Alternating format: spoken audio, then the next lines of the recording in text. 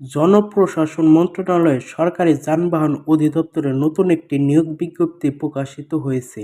এখানে পদ আছে প্রায় ১৭টি। এই ১৭টি পদে বাংলাদেশের সকল জেলার নারী ও পুরুষ উভয় প্রার্থীগণ আবেদন করতে পারবে এবং কি এর সাথে এই ১৭টি পদের ভেতর কয়েকটি পদে জিএসসি, এসএসসি ও এইচএসসি পাশেই আবেদন করা যাবে।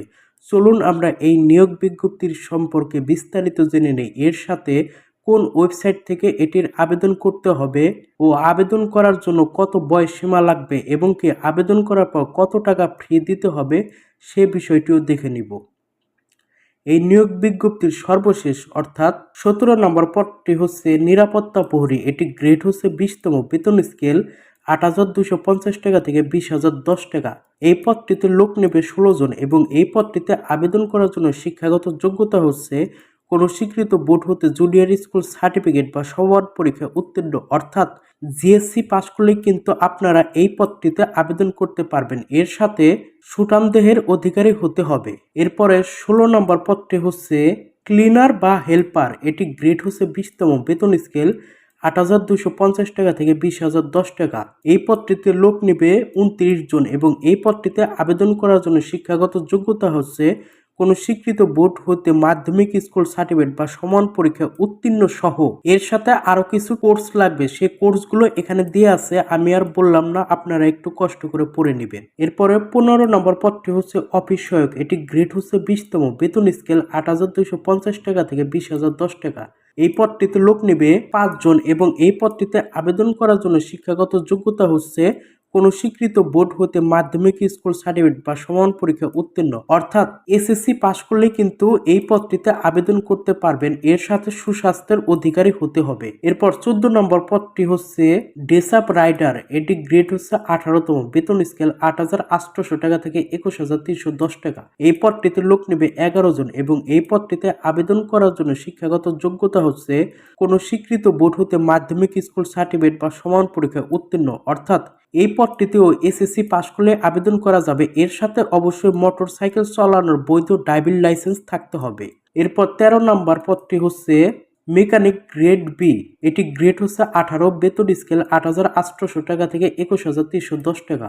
এই পদটিতে লোক নেবে ১৬ জন এবং এই পদটিতে আবেদন করার জন্য শিক্ষাগত যোগ্যতা হচ্ছে কোনো স্বীকৃত বোর্ড হতে মাধ্যমিক স্কুল সার্টিফিকেট বা সমান পরীক্ষায় উত্তীর্ণ সহ এটিতেও কিছু কোর্স থাকতে হবে। সেই কোর্সগুলো এখানে দেওয়া আছে। এর সাথে সংশ্লিষ্ট কাজে ২ বছরের বাস্তব অভিজ্ঞতা থাকতে হবে। আপনারা একটু কষ্ট করে এই কোর্সগুলো পড়ে নেবেন। এরপর ১২ নম্বর পদটি হচ্ছে স্পিডবোট চালক। এটি গ্রেড হচ্ছে ১৬তম, বেতন স্কেল ৯,৩০০ টাকা থেকে ২২,৪৯০ টাকা। এই পদটিতে লোক নেবে ১০ জন এবং এই পদটিতে আবেদন করার জন্য আপনাদের কোনো শিক্ষাগত যোগ্যতা না থাকলেও স্পিডবোট চালানো ৩ বছরের অভিজ্ঞতা থাকতে হবে। এরপর ১১ নম্বর পদটি হচ্ছে লেজার সহকারী। এটি গ্রেড হচ্ছে ১৬তম, বেতন স্কেল ৯,৩০০ টাকা থেকে ২২,৪৯০ টাকা। এই পদটিতে লোক নেবে ৩ জন এবং এই পদটিতে আবেদন করার জন্য শিক্ষাগত যোগ্যতা হচ্ছে কোনো স্বীকৃত বোর্ড হতে উচ্চ মাধ্যমিক সার্টিফিকেট বা সমান পরীক্ষায় উত্তীর্ণ অর্থাৎ এই পদটিতে আবেদন করার জন্য আপনাদের এইচএসসি পাস থাকতে হবে।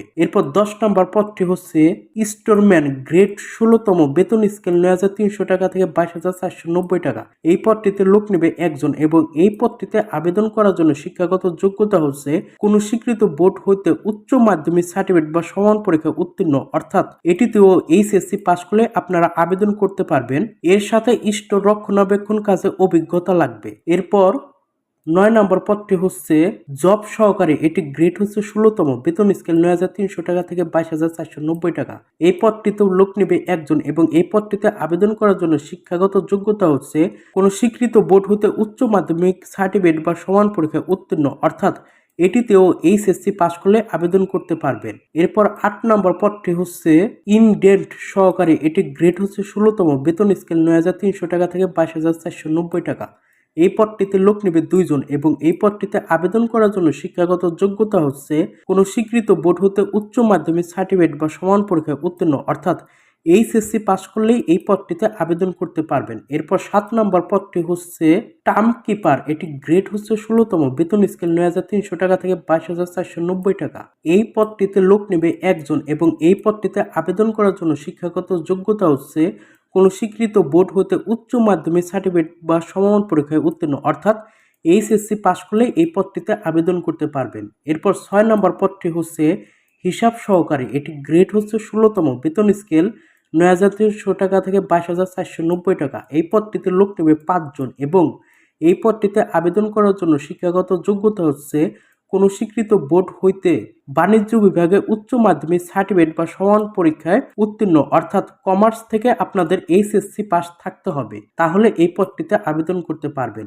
এরপর 5 নম্বর পদটি হচ্ছে অফিস সহকারী কাম কম্পিউটার মুদ্রাক্ষরিক, এটির গ্রেড হচ্ছে 16তম, বেতন স্কেল হচ্ছে ৯,৩০০ টাকা থেকে ২২,৪৯০ টাকা। এই পদটিতে লোক নেবে 4 জন এবং এই পদটিতে আবেদন করার জন্য শিক্ষাগত যোগ্যতা হচ্ছে কোনো স্বীকৃত বোর্ড হতে উচ্চ মাধ্যমিক সার্টিফিকেট বা সমান পরীক্ষায় উত্তীর্ণ। এর সাথে অবশ্যই কম্পিউটার চালানো ভালোভাবে দক্ষতা থাকতে হবে, যেহেতু এটি অফিস সহকারী কাম কম্পিউটার মুদ্রাক্ষরিক পদ। এরপর 4 নম্বর পদটি হচ্ছে গাড়ি চালক, এটি গ্রেড হচ্ছে 16তম, বেতন স্কেল ৯,৩০০ টাকা থেকে ২২,৪৯০ টাকা।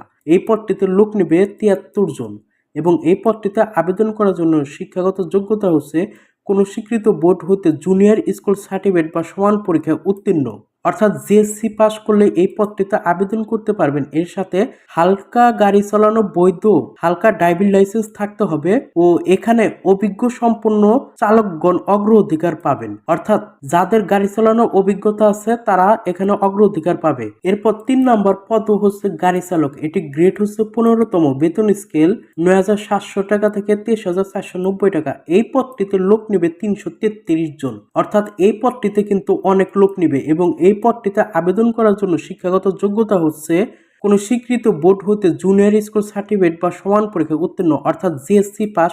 এর সাথে ভারী গাড়ি চালানোর বৈধ ভারী ড্রাইভিং লাইসেন্স থাকতে হবে। আর আপনাদের যদি কারো অভিজ্ঞতা থাকে তাহলে আপনারা এটিতে অগ্রাধিকার পাবেন।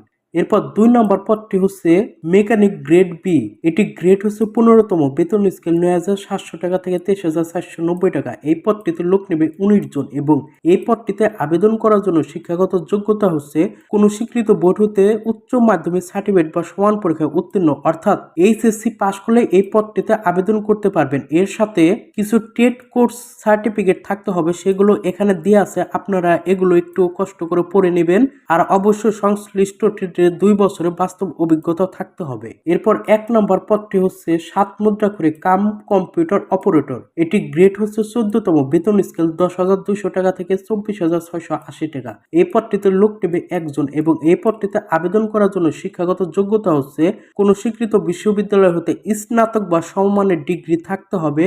এর সাথে অবশ্যই কম্পিউটার চালানো ভালোভাবে দক্ষতা ও কম্পিউটার কোর্সের সার্টিফিকেট থাকতে হবে, যেহেতু এটি একটি কম্পিউটার অপারেটরের পদ।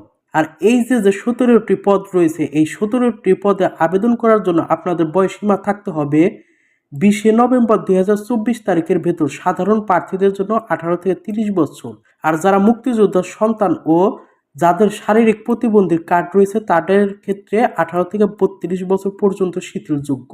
আর এটিতে আবেদন সম্পূর্ণ অনলাইনের মাধ্যমে হবে। অনলাইনের মাধ্যমে http://dgt.teletalk.com.bd এই লিঙ্কে প্রবেশ করে আপনাদের আবেদনটি করতে হবে। আপনাদের সুবিধার জন্য আমরা এই লিঙ্কটি এই ভিডিও ডেসক্রিপশনে দিয়ে দেব। আর এটিতে আবেদনের শুরুর তারিখ হচ্ছে 20 নভেম্বর 2024 তারিখ সকাল 10টা থেকে এবং আবেদনটি চলমান থাকবে 15 ডিসেম্বর 2024 তারিখ বিকাল 5টা পর্যন্ত।